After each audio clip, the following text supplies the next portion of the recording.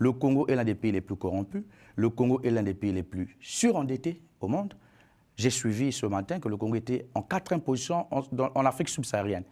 Vous voyez, le Congo est un pays où les populations, deux tiers de la population vivent sous le seuil de la pauvreté. On a 96% du PIB à la dette du Congo aujourd'hui, selon les chiffres que nous avons. Alors que la norme communautaire, au niveau de l'Afrique centrale, donc de la CEMAC, est de 70. Il faut comprendre que c'est une gestion archaïque. Ndessengavé, comment comptez organiser vos relations avec la France si vous êtes élu président de la République? Alors, il faut dire des choses comme elles sont. La France est un partenaire historique du Congo. Mais ce que nous voulons aujourd'hui, il faut rééquilibrer les relations. Il faut aller vers des relations gagnant-gagnant. Rééquilibrer, mais pas couper. Non, on ne peut pas aujourd'hui, il faut être sérieux.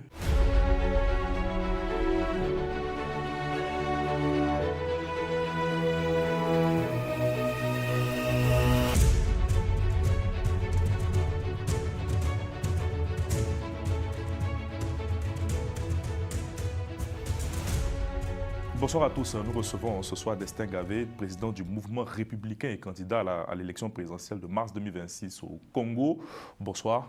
Bonsoir. C'est un plaisir de vous recevoir sur mon plateau. Il est très partagé ce plaisir, merci. D'abord, une question de clarification, notamment liée à l'affaire de Kémy Séba, qui a été expulsé de votre pays alors qu'il réalisait une conférence sur le franc CFA.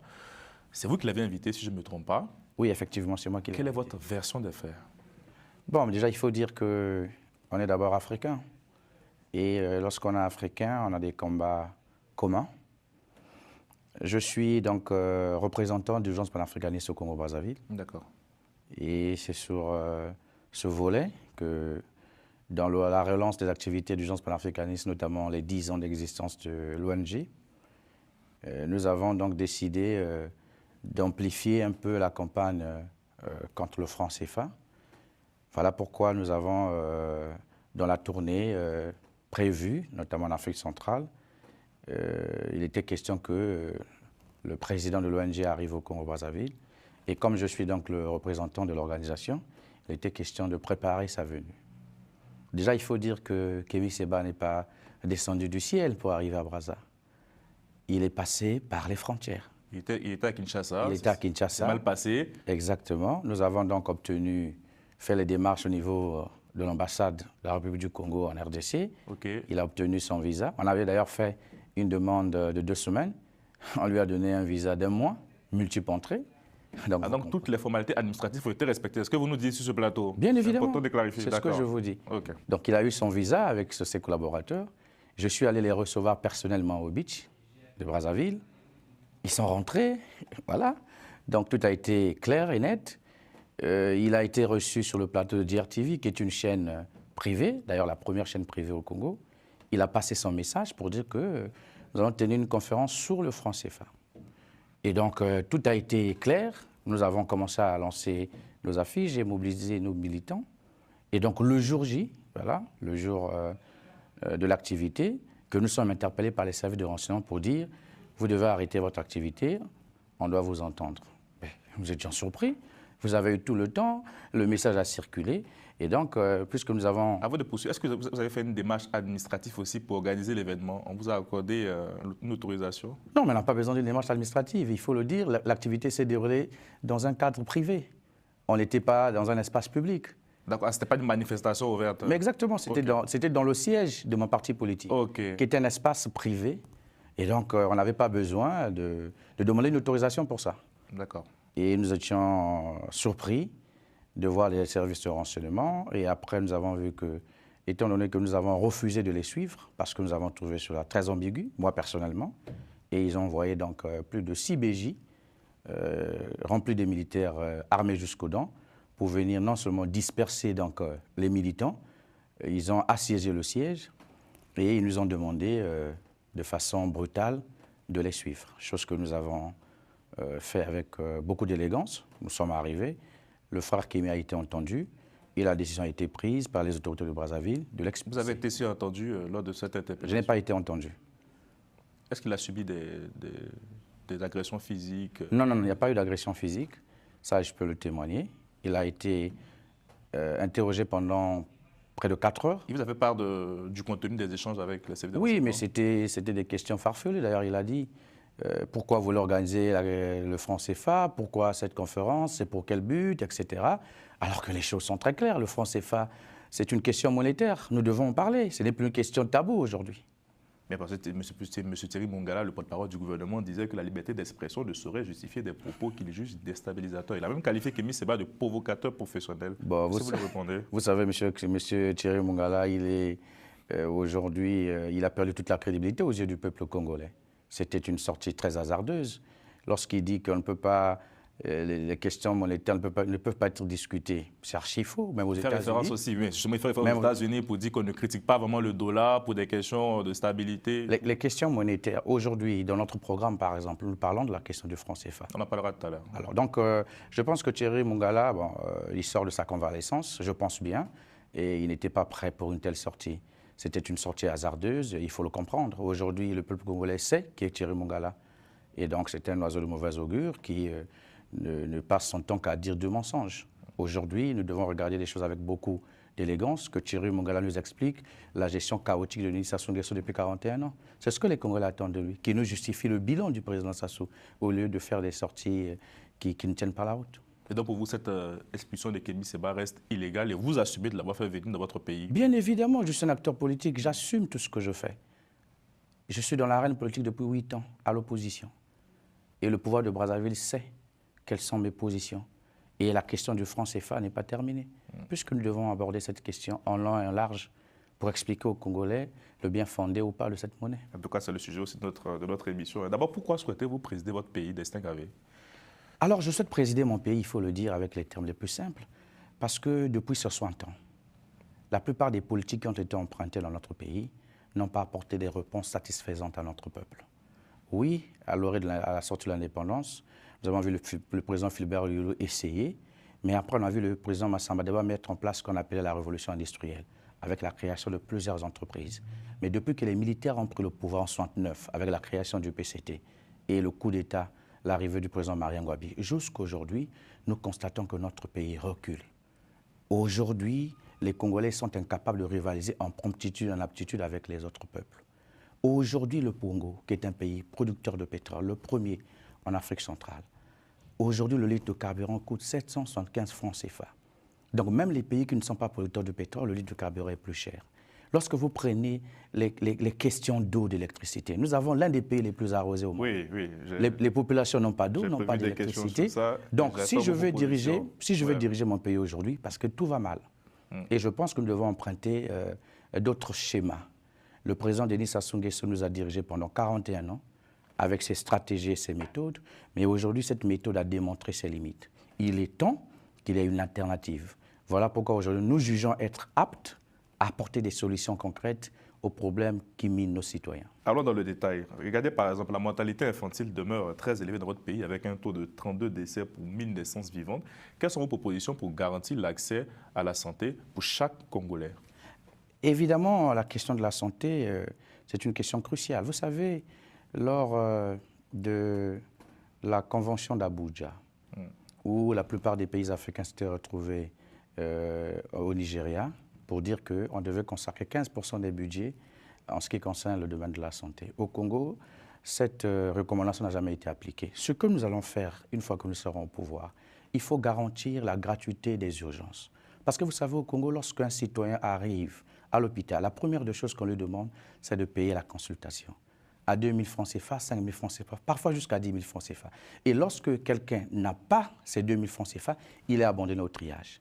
On demande à la personne qui est malade, appelez, contactez vos familles. Donc lorsque nous allons garantir la gratuité des urgences, c'est pour sauver des vies avant de chercher à savoir qui est derrière cette personne, il est issu de quelle famille.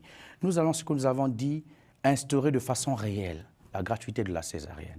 Parce qu'on ne peut pas comprendre aujourd'hui qu'une femme qui donne vie peut mourir en donnant la vie. Alors nous avons dit les promesses mielleuses qui ont été faites sur la césarienne, qui étaient une façon d'embobiner la population, gratuité de la césarienne. Ce que nous avons dit, nous allons mettre en place les cliniques mobiles. Qu'est-ce que nous appelons par clinique mobile?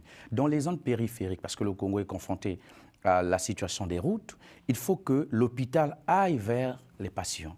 Et donc, la clinique mobile va permettre d'aller toucher dans les fins fonds de Mungundu Nord, Mungundu Sud, Ngoa 2, Tikapika, des villages reculés où il n'y a pas la possibilité d'avoir des dispensaires. Pour nous permettre, pendant que nous sommes en train de construire des hôpitaux, des centres de santé intégrés, les gens sont déjà en train d'être soignés pour réduire le taux de mortalité. Parce qu'aujourd'hui, le président Denis Sassou Nguesso nous a promis 12 hôpitaux généraux à l'époque, depuis 2016. Nous sommes en 2025, 9 ans plus tard, il n'y a que 2 hôpitaux qui ont été construits. Pourquoi? Parce que les gens n'ont pas de la volonté. Regardez, mon cher frère, lorsque vous voyez, il y a une enquête qui a été faite par une ONG de chez nous, publier ce que vous payez. Entre 2020 et 2022, 160 milliards de francs CFA ont été détournés au ministère de la Santé.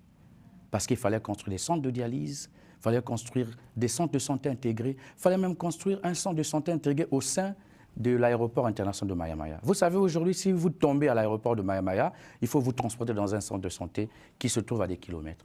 Donc, vous constatez que les dirigeants n'ont pas la volonté de mettre en place un véritable système de santé. Voilà pourquoi nous avons dit un village, un centre de santé. Une commune, un hôpital de référence ou un hôpital général. Dans chaque chef-lieu du Congo, aujourd'hui nous avons 15 départements désormais, nous allons construire 15 hôpitaux généraux avec des spécialités différentes. Parce que vous savez, par exemple, dans les hôpitaux au Congo, vous n'avez même pas de scanner, pas de IRM, rien du tout. Et donc c'est une médecine qu'on peut dire aveugle. Le plateau technique est défaillant. Et donc nous devons construire, équiper pour permettre aux Congolais d'avoir un système de santé adéquat parce que nous sommes un pays riche. C'est très ambitieux, mais comment vous financez ces mesures-là aujourd'hui? Le financement des mesures, vous savez, nous sommes un pays riche. Tout se passe dans la loi de finances. Oui. C'est la loi de finances qui détermine les priorités dans une nation. Excellent, c'est là que je voulais arriver. Et donc, nous pensons qu'à travers la loi de finances, nous allons réduire drastiquement le train de vie de l'État. D'accord. Combien de ministres vous aurez, par exemple, si vous êtes au gouvernement, si vous êtes distingué président de la République, nous aurons 15 ministres maximum. Okay. Nous allons réduire la taille de l'Assemblée nationale. Combien de députés? Nous aurons 75 députés pour une population de 6 millions d'habitants. Parce qu'on ne peut pas concevoir aujourd'hui un petit pays comme le Congo avec 6 millions d'habitants, 151 députés. C'est trop. Nous allons réduire les salaires des députés. Les députés gagnent aujourd'hui 6 millions. Nous allons réduire de moitié à 3 millions. Les ministres gagnent 12 millions. Nous allons réduire de moitié à 6 millions. Le chef de l'État, nous allons réduire son salaire. Vous voyez aujourd'hui, par exemple, l'Institut Présidence de la République, concentre à lui seul 50 et quelques milliards de francs CFA en budget annuel. C'est trop. Nous allons réduire certaines institutions. Nous allons supprimer le Sénat. Parce que nous pensons que pour une jeune démocratie comme la nôtre, on n'a pas besoin d'avoir le Sénat. Donc voilà toutes les mesures que nous allons faire. Et aussi, nous allons assainir les finances publiques. Nous allons assainir le climat des affaires. Parce qu'aujourd'hui, aucun investisseur sérieux ne peut venir investir au Congo. Le climat des affaires est très dégradé. Il y a des investisseurs qui arrivent quand même. Un investisseur sérieux, je dis bien. Parce que les gens passent par les détournements des fonds. Ils utilisent donc les blanchiments d'argent. Vous avez des preuves mais transparence. Non, un exemple palpable pour ceux qui ne connaissent pas le Congo. Hein. Mais quand vous prenez par exemple la société Crystal Venture, la société rwandaise Crystal Venture, qui veut exploiter le complexe agro-industriel de Maluku, ils sont venus en disant qu'ils avaient de l'argent. Mais avec des investigations jusqu'à aujourd'hui, ça fait 3 ans, ce site n'a même pas d'électricité. Et lorsqu'on creuse, on se rend compte que c'était du bluff, c'était du mensonge, parce que les acteurs politiques qui ont pillé l'argent de notre pays veulent passer par ces entreprises pour faire des placements. Donc vous voyez un peu, une fois que nous allons créer ce cadre, et quand le Congo sera un pays respecté, nous allons discuter avec certains pays où nous savons, nous avons des informations fiables de là où les Congolais ont caché de l'argent dans les paradis fiscaux. D'ailleurs, Global Witness l'a dit. Les Panama Papers, Pandora Papers. Une fois que nous allons identifier, nous allons faire le rapatriement des fonds. Il faut mettre en place un parquet financier. Ce parquet financier va permettre à ce qu'il y ait une collaboration entre ceux qui ont détourné de l'argent, vous acceptez de rendre ce que vous avez pris et ça vous épargne de la prison. Parce qu'aujourd'hui, le Congo... c'est intéressant ce que vous dites. C'est-à-dire, par exemple, si vous avez une responsabilité et que les membres du gouvernement actuel aujourd'hui s'engagent à restituer les sous, ils ne seront pas poursuivis pour des faits qu'ils ont commis durant leur fonction. Mais dès lors qu'ils arrivent à restituer les sous, ça nous permet de construire le pays. Vous savez, lorsque vous arrivez à la tête d'un pays, il faut regarder l'avenir. Et s'il y a eu d'autres délits au-delà du fait qu'ils aient pris de l'argent? Oui, là nous parlons du cadre financier. La justice fera son travail. Il faut une véritable séparation de pouvoir. Au Congo, il n'y a pas de séparation de pouvoir. Le président de la République est en même temps président du Conseil supérieur de la magistrature. Ça signifie quoi? C'est le cas au Sénégal. Je parle du Congo-Brazzaville. Non, mais ça veut dire que oui, mais ça veut dire que là-bas aussi, il n'y a pas la séparation des pouvoirs. Bah oui, Qu'est-ce que cela signifie? Qu'est-ce que cela signifie? Ça veut dire que le président est le chef du judiciaire il est également le chef de l'exécutif. Ça veut dire qu'il y a conflit d'intérêts. Son ministre de la Justice est vice-président du Conseil supérieur de la magistrature. Au-delà de ça, si vous prenez le président de la République qui a la majorité absolue au sein du Parlement, donc le Sénat et l'Assemblée nationale, ça veut dire que le seul président de la République est le président du Parlement, il est le président de l'exécutif, il est le président du judiciaire. Comment pouvez-vous parler de la séparation de pouvoir dans ce cas? Les cinq avaient parlé un peu d'éducation. Regardez quelque chose, j'ai vu des chiffres hier, on disait qu'à la fin du cycle primaire, seuls 30% des élèves maîtrisent la lecture. Comment comptez-vous rendre l'école comme une priorité nationale? Est-ce que vous comprenez cette situation-là? Oui, c'est quand même ahurissant. Je comprends parce que nous sommes dans un pays qui est l'un des pays les plus corrompus au monde. Et la corruption tient sa racine depuis l'éducation. Aujourd'hui, les programmes scolaires ne sont plus adaptés à la réalité du terrain. Il faut reformer le système éducatif. Parce qu'au Congo-Brazzaville, en République du Congo, mon pays, un enfant peut commencer du CP1 jusqu'en terminale. L'enfant, on le pousse, mais l'enfant, quand il sort là avec un bac, l'enfant n'a rien de la tête. Donc, il faudrait associer la théorie à la pratique. Il faut être rigoureux. Il faut bloquer tous les canaux qui permettent aux gens aujourd'hui de passer par des raccourcis. Un enfant qui n'a pas satisfait dans une classe, on lui change d'école. Vous voyez, un enfant peut changer 6 à 7 écoles. Et les écoles privées, eux, ce qu'ils veulent, c'est du cash, c'est de l'argent. Donc même si, voilà, au Congo, c'est encore pire. Donc ce que nous avons à faire, c'est rationaliser l'éducation. La rationalisation de l'éducation passe par des contrôles stricts et par le changement drastique des programmes pour adapter la réalité congolaise, la réalité du marché à l'éducation nationale. Bien, il y a aussi la question de l'électricité, vous l'avez abordé tout à l'heure dans vos propos liminaires. Regardez, l'accès à l'électricité concerne 67% de la population en milieu urbain contre seulement 12,4% en milieu rural. Comment comptez-vous résoudre cette inégalité dans un pays qui produit du pétrole? Excusez-moi, mais je ne comprends pas. Mais je vous ai dit que le Congo ressemblerait à un cartel. Ceux qui nous dirigent aujourd'hui n'ont pas l'amour du pays. Comment nous allons résoudre ce problème? Déjà, vous savez, vos chiffres, ce sont des chiffres. Les chiffres en milieu rural, oui, mais les chiffres en milieu urbain, je remets ces chiffres en question. Pourquoi? Parce que je vis au Congo. Ah, sur les chiffres, la banque. Non, c'est ce que je dis. Je remets ces chiffres parce que vous savez, les sondages de ces chiffres, nous savons comment ça se passe. Vous avez d'autres chiffres? Oui, mais au Congo-Brazzaville, aujourd'hui, on ne peut pas parler d'un taux d'électrification à plus de 50% dans le milieu urbain. C'est impossible. Avec le système de délestage, le système des raccourcis, la corruption qui existe dans cette société d'électricité, on ne peut pas parler de ces chiffres. Mais qu'à cela ne tienne, oui, il faut réduire les inégalités. Aujourd'hui, pour aborder la question de l'électricité dans le milieu rural, il faut faire preuve d'une décentralisation accrue. Nous sommes en train de travailler aujourd'hui avec des partenaires qui sont très doués dans l'énergie de la biomasse. C'est votre domaine en plus, je précise. Oui, le domaine pétrolier, énergétique, etc.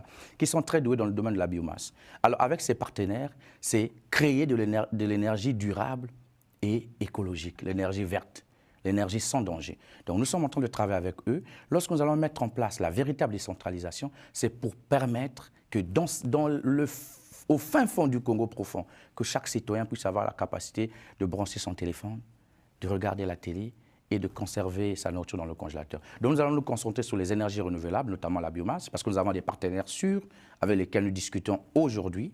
Et en milieu rural, nous allons effectivement construire le barrage hydroélectrique. Des éoliennes aussi sont à prévoir ou pas? Bon, vous savez, peut-être le solaire, l'éolienne, vous savez, ce sont des énergies qui dépendent beaucoup plus des conditions météorologiques. Mais la biomasse surtout, et le solaire, parce que le Congo est un pays traversé par l'équateur. Et en ce qui concerne le milieu urbain, nous allons construire le barrage hydroélectrique de Sunda, qui peut avoir la capacité de 1000 MW, parce qu'aujourd'hui, le Congo a besoin de combien? À peu près 800 à 900 MW pour avoir une électricité stable. Et les conséquences aujourd'hui sont dramatiques. Aujourd'hui, l'économie est à terre. Parce qu'un pays qui n'a pas d'énergie, un pays qui n'a pas d'électricité ne peut pas parler de développement. Parce que même le secteur informel est impacté. Et ça fait partie de nos priorités en 2026 lorsque nous serons élus par le Congo. On nous parle quand même d'une croissance modeste. C'est 4%, même si elle est modeste, mais il y a quand même une croissance. Et vous savez, vous mettez en cause ces chiffres aussi. Nous avons une économie tertiaire. L'économie tertiaire qui est beaucoup plus focalisée sur les assurances, les banques, etc., le commerce. Le pétrole aujourd'hui qui représente 80% des exportations dépend des changements qui peuvent se passer dans le monde entier, et surtout des prix sur le marché. Le Congo produit aujourd'hui 270 000 barils par jour, mais vous constaterez avec moi que nous avons des pénuries de carburant tous les jours. Donc c'est une croissance qui ressemblerait à du vernis. On vous fait croire autre chose, mais le pays ne sort pas de sa souffrance accrue. Le Congo est l'un des pays les plus corrompus. Le Congo est l'un des pays les plus surendettés au monde.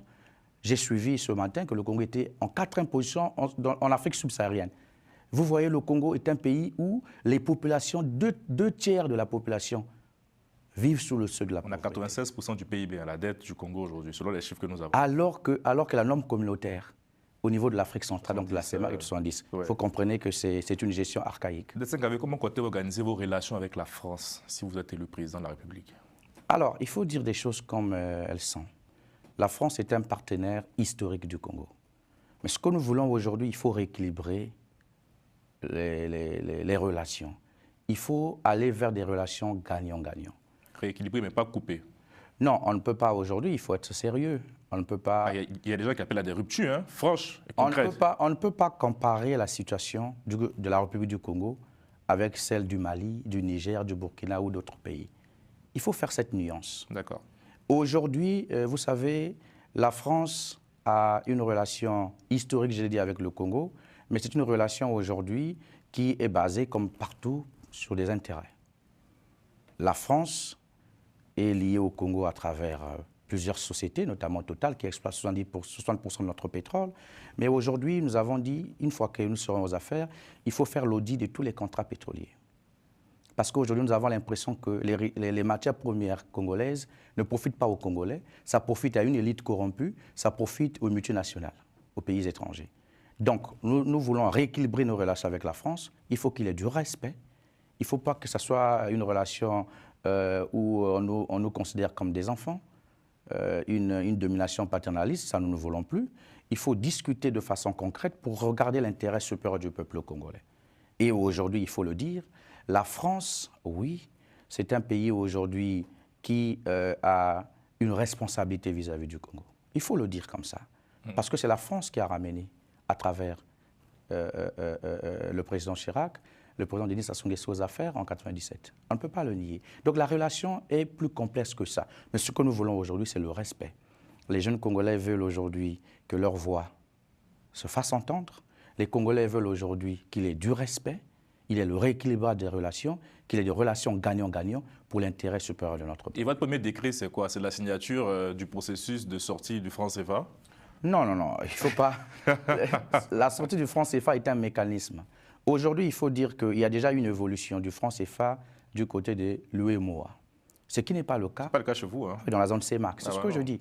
Vous constatez qu'aujourd'hui, il faut encore déposer 50% des réserves de change dans la Banque de France pour permettre à ce qu'il y ait équilibre. Donc, c'est comme si les Africains sont immatures à gérer leur propre argent. Enfin, pas de parité fixe. Hein. Oui, mais c'est une parité parfois ambiguë. Ce que je veux dire aujourd'hui, s'il faut sortir du franc CFA, nous, en tant qu'Africains, nous prenons dans un premier temps une monnaie commune aux États africains. Nous discuterons avec nos pairs. Donc, il n'y aura pas de volonté personnelle. Hein. Vous allez d'abord agir de manière communautaire. On ne dirige pas un pays. C'est pour ça que c'est compliqué, hein, parce qu'il peut y avoir un destin gravé au Congo, mais pas de destin gravé chez vos voisins, au Gabon et tout. C'est complexe. Regardez aujourd'hui les pays du Sahel.